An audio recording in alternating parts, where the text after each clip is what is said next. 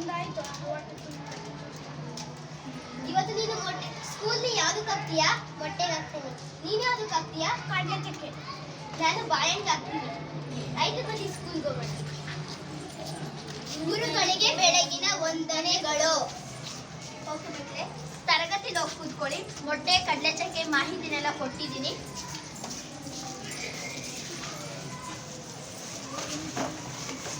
ಮಕ್ಕಳೇ, ಮಧ್ಯಾಹ್ನ ಸೊಪ್ಪು ಸಾಂಬಾರು ಮಾಡ್ತೀನಿ. ಇಲ್ಲೇ ಚೆನ್ನಾಗಿ ಊಟ ಮಾಡಬೇಕು. ಓಕೆನಾ ಮಕ್ಕಳೇ? ಆಯ್ತು. ನಾವು ಮನೆಯವರು ಕಾರ್ಯಕ್ರಮ ಇರುತ್ತೆ.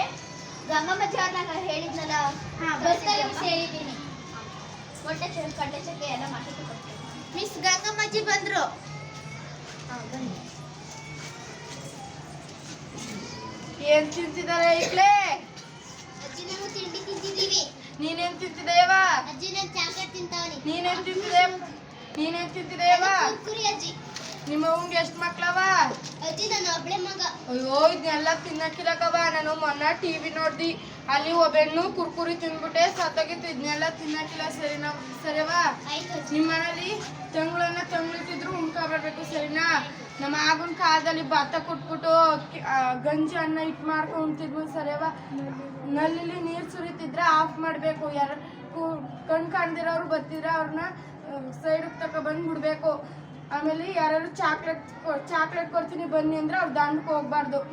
ಅವರು ಎತ್ಕೊಂತಿರ್ತಾರ. ನಮ್ಮ ಊರ್ಲಿ ಒಬ್ಬ ಅಮ್ಮನ್ನ ಹಂಗೆ ಮಾಡಿ ಸಾಯಿಸ್ಬಿಟ್ಟು ಬಾವಿಗೆ ಬಿಟ್ಬಿಟ್ಟಾರ. ಸರಿವಾ? ಹೋಗಕ್ಕಿಲ್ಲ ಅಲ್ಗ. ಮಕ್ಕಳೇ, ಗಂಗಮ್ಮಜ್ಜಿ ಅವರು ನಿಮಗೆ ಈಗಾಗಲೇ ಸಾಕಷ್ಟು ವಿಷಯಗಳನ್ನು ತಿಳಿಸಿದ್ದಾರೆ. ಹೇಳಿದ್ರಲ್ಲ ಮಕ್ಕಳೇ, ಕುರ್ಕುರಿ, ಜ್ಯೂಸ್, ಚಾಕ್ಲೇಟ್ ಇದ್ಯಾವ್ದನ್ನೂ ತಿನ್ನಬಾರ್ದು. ನಿಮ್ಮ ಆರೋಗ್ಯ ಹಾಳಾಗುತ್ತೆ ಮಕ್ಕಳೇ. ಗಂಗಮ್ಮಜ್ಜಿ ಹೇಳಿದ್ರಲ್ವಾ, ಮನೆಯಲ್ಲಿ ಮಾಡೋ ಊಟ ಅಮೃತ ಇದ್ದ ಹಾಗೆ. ಗಂಗಮ್ಮಜ್ಜಿ ಅವರಿಗೆ ನಮ್ಮ ಶಾಲೆಯ ಪರವಾಗಿ ಹಾಗೂ ನನ್ನ ವೈಯಕ್ತಿಕ ತುಂಬು ಹೃದಯ ಧನ್ಯವಾದಗಳು.